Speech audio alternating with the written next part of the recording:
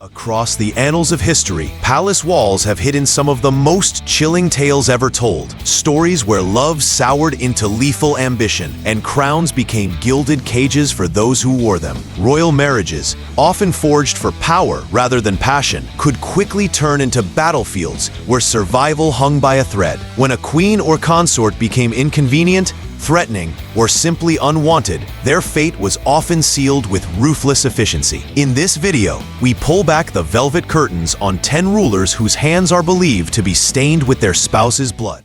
Number 1. We begin with the ruthless reign of Henry VIII of England. The infamous Tudor monarch stands as one of history's most notorious kings, renowned not only for his political power, but for the deadly fate that befell 2 of his 6 wives. Driven by an obsessive quest for a male heir, Henry's personal life became a series of calculated power moves that forever altered England's religious and political landscape. His second wife, Anne Boleyn, captivated the king but failed to provide the male successor he craved. In 1536, she was accused of adultery and treason, charges most historians believe were fabricated to justify her beheading. Years later, Catherine Howard, his young 5th wife, met a similar fate in 1542 after allegations of premarital affairs and adultery surfaced, leading to her execution. These deaths were not impulsive acts, but carefully staged legal proceedings designed to appear legitimate. Unlike his first wife, Catherine of Aragon, protected by her royal Spanish lineage, Anne and Catherine had no powerful allies to shield them. Henry's break from the Catholic Church to annul his first marriage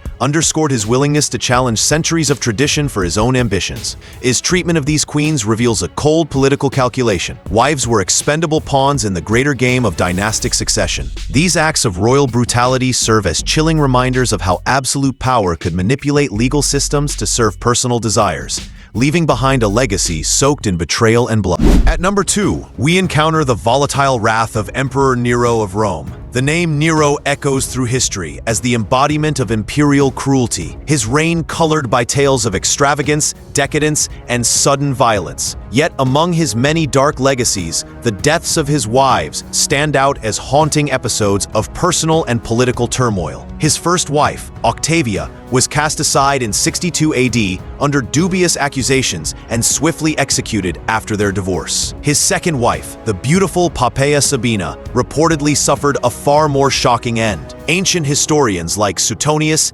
Cassius Dio, and Tacitus claimed that in a fit of rage, Nero kicked the pregnant Poppaea, causing her death. This brutal account became a defining image of his cruelty. However, modern scholars such as Vasily Rudich suggest her death may have been due to miscarriage or childbirth complications, casting doubt on the sensationalized ancient reports. Regardless of the truth, the fact remains that her death occurred under deeply suspicious circumstances during Nero's volatile reign. In a bizarre display of grief, or perhaps twisted devotion, he held a lavish state funeral for Poppaea, and even had a young male slave dressed as her to keep her presence in the palace.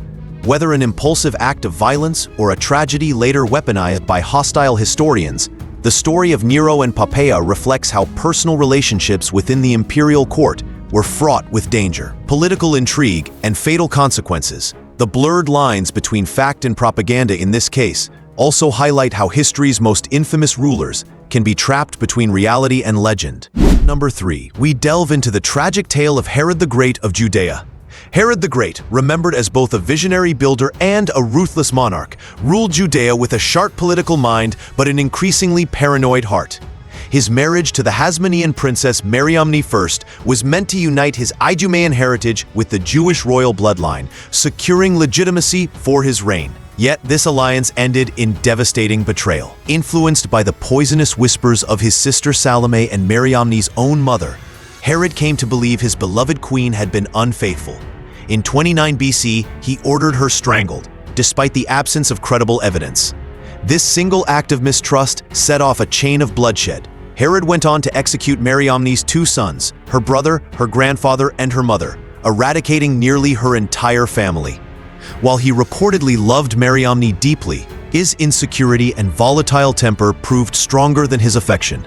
The consequences were catastrophic, stripping away the very dynastic legitimacy her marriage had provided and leaving Herod tormented by regret for the rest of his life. Ancient sources depict him as descending into near madness after her death.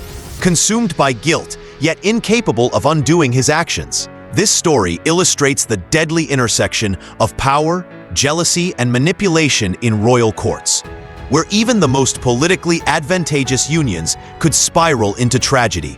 Herod's paranoia, fanned by those seeking influence, transformed love into lethal suspicion, ensuring his reign would be remembered not only for its monumental architecture, but for the personal destruction he left behind. At number 4, we uncover the reign of fear under Ivan the Terrible of Russia. Ivan IV, remembered as Russia's first Tsar, earned his infamous title, the Terrible, through a reign steeped in paranoia, brutality, and a relentless quest for control. His personal life was no less terrifying, with many of his marriages ending in suspicion, tragedy, or outright murder.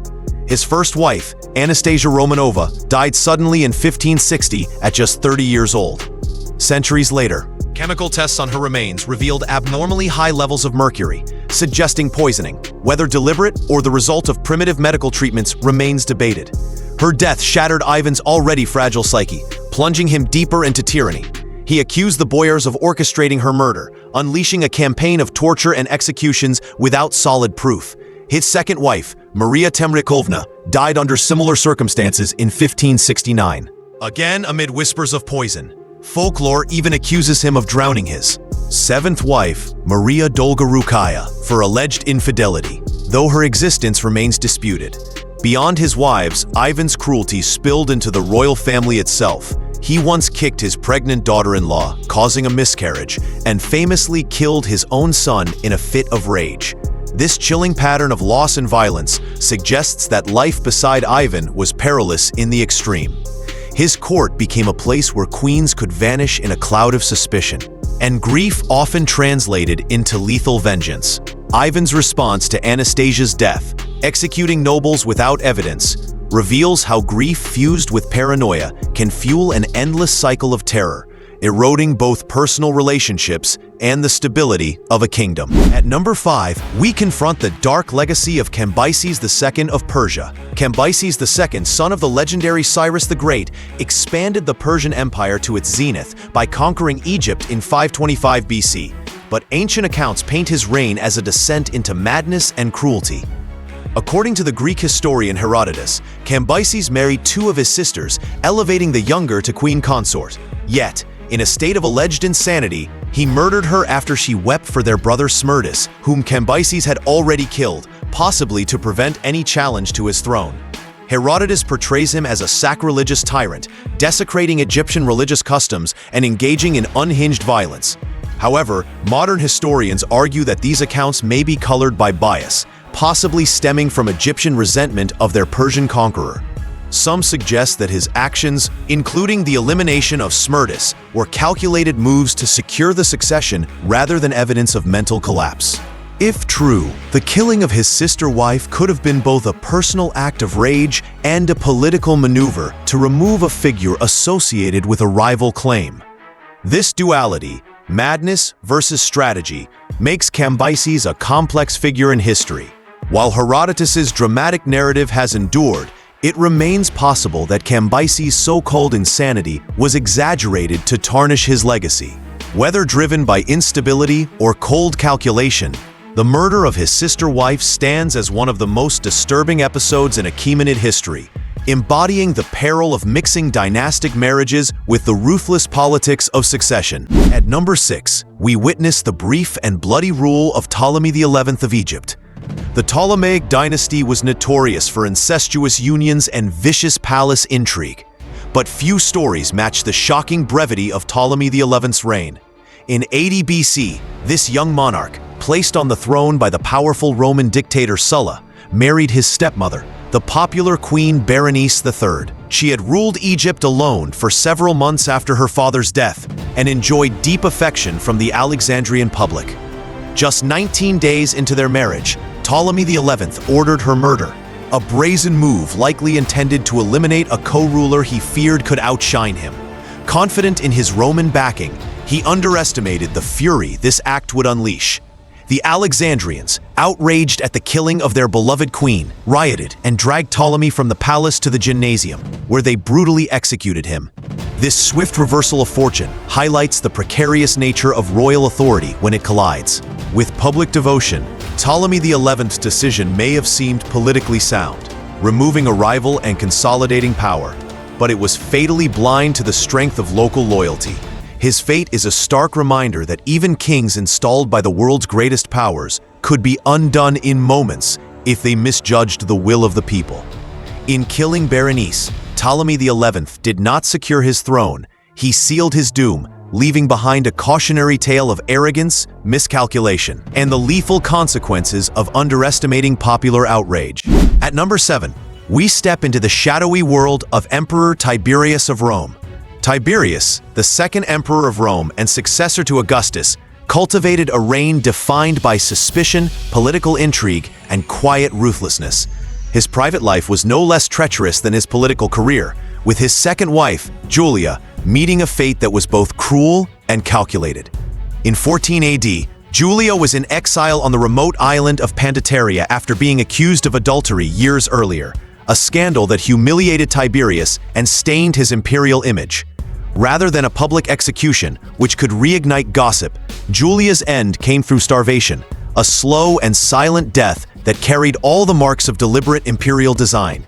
Around the same time, her alleged lover, Sempronius Gracchus, was also executed, suggesting a coordinated purge of those linked to the scandal.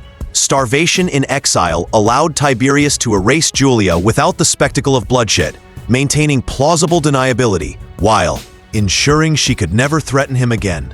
This method speaks volumes about his approach to power. Violence delivered discreetly, masked by the distance of banishment. The calculated cruelty in depriving her of life through neglect, rather than open execution, not only minimized political fallout, but also demonstrated how lethal the emperor's reach could be, even to those far from Rome. In Julia's death, we see a chilling example of how humiliation in the imperial household could be repaid with the most insidious form of vengeance, proving that under Tiberius, no disgrace was ever forgiven. At number 8, we unraveled a fatal web around Prince John of Portugal. In 14th century Portugal, the pursuit of power often ran through bloodlines, and sometimes over them. Prince John of Portugal, Duke of Valencia de Campos, found himself ensnared in a deadly plot masterminded by none other than his sister-in-law, Queen Leonor Teles. His wife, Maria Teles de Meneses, was the queen's own sister, yet family loyalty meant little in a court ruled by ambition. Leonor, seeking to secure the throne for her daughter, Princess Beatrice, whispered poison into John's ear, claiming Maria was unfaithful and suggesting he could marry Beatrice and become king himself.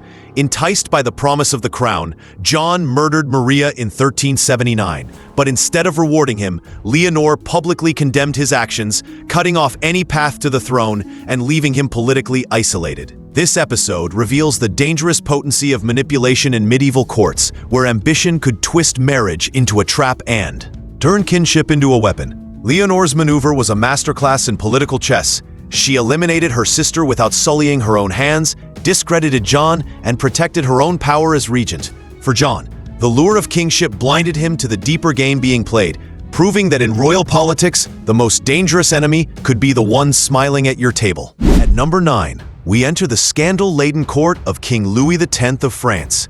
The early 1300s French monarchy was rocked by the Tour de Nesle affair, a sensational scandal involving accusations of adultery against several royal women. At the center of it was Margaret of Burgundy, first wife of King Louis X.